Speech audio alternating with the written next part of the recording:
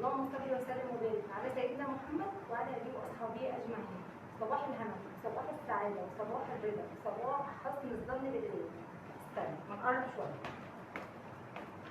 عادي خلوني هنا عشان تسمعوني. عاملين ايه يا حبايبي؟ حبايب قلبي عاملين ايه؟ يا رب تبقوا بخير. تعالوا نقول اللهم صل وسلم وبارك عليك يا حبيبي يا شفيع يا رسول الله. بداية كده وقبل ما ندخل هنا عايزاكم تصلوا على الرسول وتقولوا على الكومنتات عليه افضل الصلاه والسلام. ويا رب يا رب يا رب كل اللي يحط لايك للفيديو يا رب ان شاء الله في القريب العاجل يكون بيزور الحبيب المصطفى واكون معاكي هناك ونكون صحبه ان شاء الله. حطيتي لايك ولا لسه؟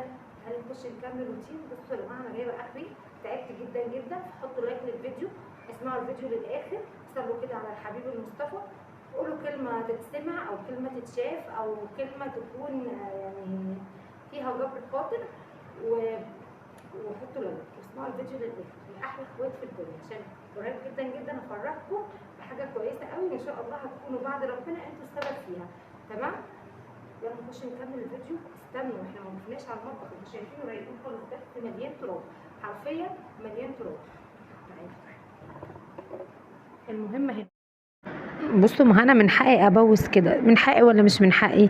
خلاص جبت اخري. كل يوم اللي بنام فيه زي ما بقولوا كده بصبح فيه، تعبت منهم. يلا مش مهم، زي بعضه كانهم ولادي. يلا كده صلوا على الرسول يا حبايب قلبي ونحط لايك، ويا رب كده كل اللي يحط لايك يعني بإذن الله نتقابل في القريب العاجل عند النبي صلى الله عليه وسلم، نتقابل صحبة غالية إن شاء الله بإذن الله. يلا كده هنشوف هنعمل ايه. اللي موجود عندنا كله خفيف في خفيف، بس في بعض الحاجات مش منظمة. انا الشقة عندي هنا مش بتبقى مكركبة قوي، بس بتبقى فيها تراب كتير. زي ما انتم شايفين فضيت الشاي، كنت جايبة شاي وكده فضيته، وهبدأ ان انا هلمع كل حاجة. بس بصوا بقى، يعني في اليوم ده كنت مفرهدة من الحر، عملت يعني مش قادرة اقول لكم. يلا هبدأ اغسل كل حاجة زي ما انتم شايفين كده، وهرجع كل حاجة زي ما كانت، بس التراب يعني طافي الحاجة اللي هو ما فيش حاجة، والحاجة منظمة بس الدنيا مش منظمة.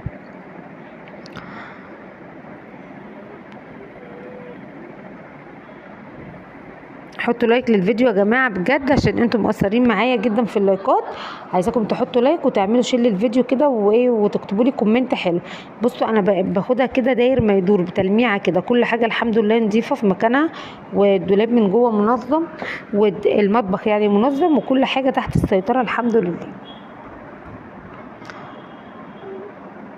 يا رب.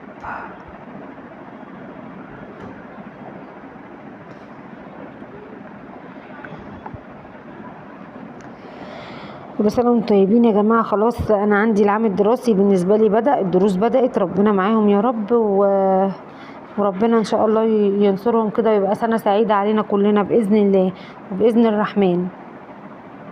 عندي تالتة اعدادي بدأت. بصوا شيء، انا حاسه ان انا دخلت تالتة ثانوي يا جدعان. في ايه الملازم دي؟ في ايه اللي بيحصل عندي؟ بس يلا مش مهم. يلا ولسه سنه ستة هتبدأ عندي من يوم السبت ان شاء الله. ملحقناش، تحسوا ان السنين بتجري كده او الايام بتجري. هلمع بقى كل حاجه زي ما انتم شايفين، انا باخدها بالدور كده، يعني بمشي داير ما يدور. ده برضو مكان ايد الولاد وبتاع، لو بيفتحوا درج بيجيبوا حاجه.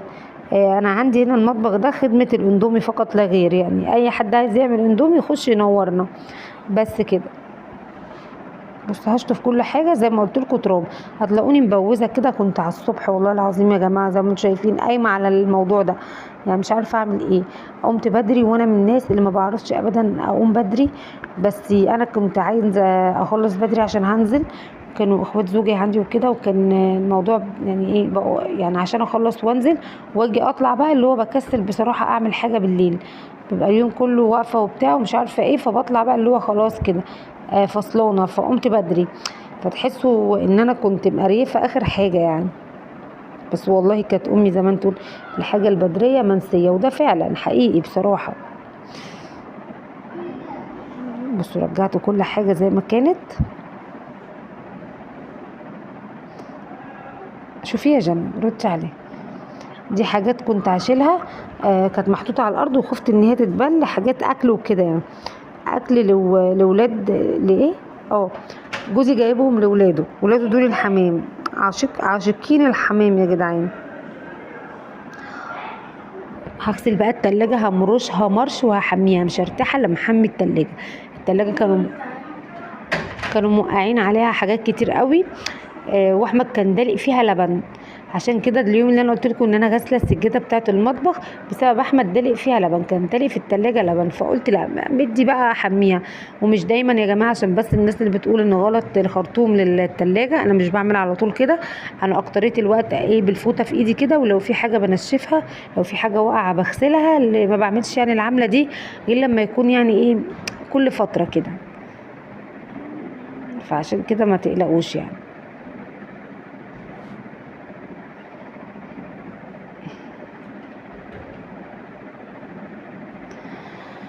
يا رب ماليش غيرك يا رب. يا رب كل اللي بيتمنى حاجه ربنا يديها له، نخلي عندنا يقين بالله، وباذن الله كل اللي بتمناه ربنا هيديهولنا، وكل حاجه في الوقت المناسب بتبقى احلى، وبيبقى الصالح لينا والله فعلا فعلا اللي ربنا بيختاره لنا.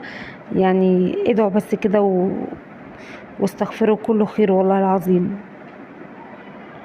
الحمد لله. بصوا خرطوم، انا قلت لكم ايه؟ قلت لكم ولا ارتاح سنتي الا لما اجيب الخرطوم واعي فيها لبن، خايفه مش هعرف اتعامل بالفوطه ابدا، فقلت لا احميها بقى عشان ما تزعلش مني. اعملي الحته دي عشان مليانه بتاع. حطيتوا لايك يا حبايبي ولا لسه قاعدين بقى بتتفرجوا بس؟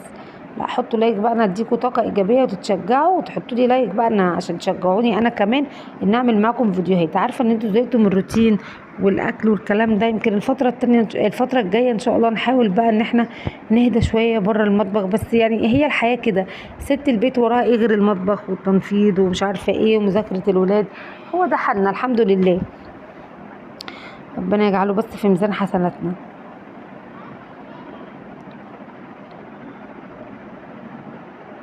هنا جانا بقى صحت من النوم، عشان كده هتحسوا ان انا هنقر انا وهي اللي هو هنقعد نتكلم مع بعض.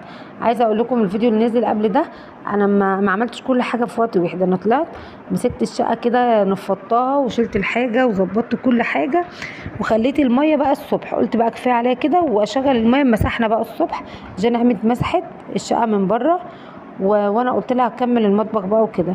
فتح الساعه 11 الصبح كده كنا مخلصين كل حاجه تقريبا، فانا كانت بتنقرني. اما استاذه جنه بقى كانت قايمه عشان رايحه درس بره، بصراحه بتروح الدروس بدري وبتيجي فصلانه فبتنام، ما بقتش اعتمد عليها في حاجه، وانا من الاول اصلا ما بعتمدش عليها في حاجه، بس بحاول ان انا اعودها او اخليها ان هي تتعود انها تعمل حاجه او تعتمد على نفسها. بس حاولت معاها كتير يعني، بس ان شاء الله ايه. كنت بقول لها يا جنة انا كنت في سنك كده اقسم بالله كنت بعمل كل حاجه، تقول لي يا ماما كان زمان. والله يا ريت ايام زمان كانت دامت، ايام زمان كده كان كلها خير. كانت البنت تنام تقوم عارفه هي وراها ايه وعارفه هتعمل ايه، مش بس بتعتمد ان هي بتتعلم بتروح الدرس. دلوقتي العيله عشان انا بروح الدرس خلاص كده مش هينفع اعمل حاجه في البيت، عشان انا بدرس ما ينفعش ان انا اقوم اشيل واحط والكلام ده. لا احنا كنا بنعمل كل حاجه على فكره، كناش قاسيين قوي كده. وهم دول البنات بقى اللي خلفت البنات ومش عارفه ايه وموجودهم معايا يعني احلى حاجه في الدنيا، بس ما اعتمدش عليهم في شيء بالعذاب. لما بيعملوا لي حاجه في الاخر بقعد اقول يا بنتي ريحي دماغك وقومي انت، على ما تقولي يا بنتي يا واد يا مش عارفه ايه تكوني عملتي 100 شغلانه. بس هو غلط، انا نفسي اعودك على حاجه فمفروض تسمعي كلامي. ده كله طبعا بمر بيه انا مع اولادي، بس انا مش عايزاكم كده تعودي البنت ان هي وراها حاجه هتعملها. عندك درس ما عندكيش درس وراكي حاجه، هو انت وراكي حاجه هتعمليها. افرضي اتجوزتي وانت بتدرسي يعني هيجيب هو شغاله، لازم تبقي متعوده على كل حاجه. وارد انك تيجي اخر سنه او اخر سنتين فربنا يرزقك بابن الحلال فتتجوزي وتكملي دراسه عادي زي ما بقينا نشوف دلوقتي. بقعد افهمهم كده مفيش فايده، بس ربنا يعينهم. انا بشوف الملازم بتاعتهم بتكلم ان هو ده سنة 5 أو سنة 6 أو هو ده إعدادي دلوقتي، الموضوع بقى صعب قوي. بس يلا ربنا معاهم إن شاء الله ويديهم كل اللي بتمنوه. ودايما بعرفها وبقول لبنتي على قد تعبك ومجهودك ربنا هيديكي، تعبتي ربنا هيديكي على قد تعبك، اجتهدتي وخدتي السنة بجد ربنا مش هيبقى. انما تقعدي بقى تلعبي وتهيصي وتنفضي وتيجي في اخر تيجي تاخدي اسبوع كده جد في اخر الامتحان وتقولي اصل انا تعبت واجتهدت، مش كفايه. فانا دلوقتي قلت لها خدي السنه بجد واستعدي لها بالخير، ربنا هيكرمك فيها الخير. والله العظيم ده اللي بقوله لبنتي، وربنا يكرم الجميع يا رب. ويا رب ان شاء الله نطمن على طلاب الثانويه العامه اللي ليهم امتحان تاني، وان شاء الله ربنا يفرحهم، واللي جاب مجموع مش قد كده ده خير ليك ومش نهايه العالم يا جماعه، وكل واحد ربنا كاتب له الخير في حته معينه، فربنا يرزق الجميع يا رب. خلصت. بصوا مكلضمه طول الفيديو بسبب ان انا صاحيه بدري، حاسه بصداع، وكنت في اليوم ده والله العظيم ضرسي كان بيوجعني قوي يا جماعه، فقمت برضو غصب عني. انا عايزه اقول لكم ان ممكن يكون عشان انا ورايا حاجه وببقى شايفه الشقه مش منظمه، ممكن احلم بالحاجات دي، والله بتكلم بامانه. بصوا انا هنا بمسح الرخامه من تحت، مرضتش الف الكاميرا يا ربي. اخر حاجه بقى هعملها معاكم هي بقى غسيل الرخامه دي. انا بحب اغسلها يعني بصابون وكده، عشان برضو انا يعني احمد بالذات ممكن يحط عليها اي حاجه ويجي ياخدها ياكلها ما يعرفش ان ده صح وده غلط. ما بحبش انا امسحها بميه، بس بديها غسله كده وتعقيمه وبمسحها مسحه حلوه ولمعها كمان. واهم حاجه يا جماعه لما بنيجي نغسل الحوض بتاع المواعين وكده ننشفه عشان ما يبهدلش منك وكده. بغسل بقى الفوطه دي في اليوم ده قست معايا بزياده يعني. حبيبي يا رسول الله، اللهم صل وسلم وبارك عليك يا شفيعي يا حبيبي يا رسول الله يا رب. مش غيرك، تفعلوا بالخير ربنا هيديهولكوا. بصوا من الحر من الفرهده، الجو كان حر بطريقه رهيبه، مع ان انا كنت لبسي كله ميه بسبب انا كنت غاسله الحوافظ ومسحين بره. الفيديو اللي شفتوه قبل ده. بصوا هاخدها كده مسح وخلاص كده، متاخدوش في بالكم انا مطبقه من امبارح، والله بسجل لكم الفيديو كده مطبقه من امبارح. الحمد لله على كل حال. بس كده خلصنا كل حاجه والموضوع بقى زي الفل. والمجهود ده برعايه الاستاذ احمد ابني بسبب ان هو دلق اللبن. والله هرص كل حاجه بقى ارجعها مكانها واديكم ميه بقى على البلاط كده وابلبط براحتي وبس كده. الموضوع سهل خالص. كان عندي بقى الغسيل، قعدت بقى سبت الغسيل بصراحه ونزلت شفت باليوم، وخرجت باحمد للدكتور تقريبا في اليوم ده، وطلعت وقفت على الغسيل بالليل.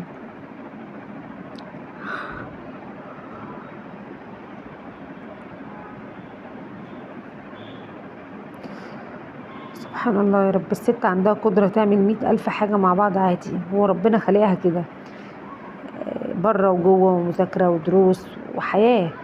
بجد ربنا يعين كل أم. والله يا جماعة الناس اللي بتقولك يا ست انت بتعملي انتوا قاعدين في البيت، والله العظيم احنا بنتعب قوي برضو. بصوا بقى ادوني بقى بلبطة. ايوه انا عايزة، شايفين المية، انا ما يهمنيش بقى وقفوني في المية دي وخلاص. لازم اندي مرشة كده من حوالين كل حاجة، الارض نضيفة وزي الفل، بس برضو ادوني البلبطه. فتحت دي، واللي عنده زي كده بلاعه في قلب المطبخ ينتبه قوي، يبقى منضفها كويس جدا عشان ما تعملش ريحه مش مستحبه. وده مش، بصوا انا بطلع كل حاجه فيها اول باول، وده اصلا بسبب ان انا كنت غاسله الحوافظ، والوبر بتاع الحوافظ اللي خرج نزل على البلاعه، مش بكون فيها حاجات زي كده لان عشان ما تعملش ريحه مش مستحبه للمكان، فلازم تبقي بتنضفيها. انا بغسلها بالسلكه يا جماعه وبنضفها والله العظيم. بس كده غمضي وفتحي تلاقي الدنيا قشطه فله. يا لهوي يانا، الموضوع في قلبك. شايفين؟ كفايه الروقان، مفيش احلى من الروقان والعيون لما تنظر لحاجه كده نظيفه وجميله. النظافه دي شيء عظيم. وكده الفيديو خلص. يا رب الفيديوهاتنا تعجبكم، لايك وشير وسبسكرايب للقناه. ويا رب يا رب كل اللي يحط لايك ويكتب كومنت حلو في القريب العاجل يكون بيزور سيدنا محمد صلى الله عليه وسلم، وان شاء الله تشرب من ميه زمزم باذن الله محمد. اسيبكم على خير واشوفكم في فيديو جديد، واسيبكم في رعايه الله يا اغلى اخوات في الدنيا.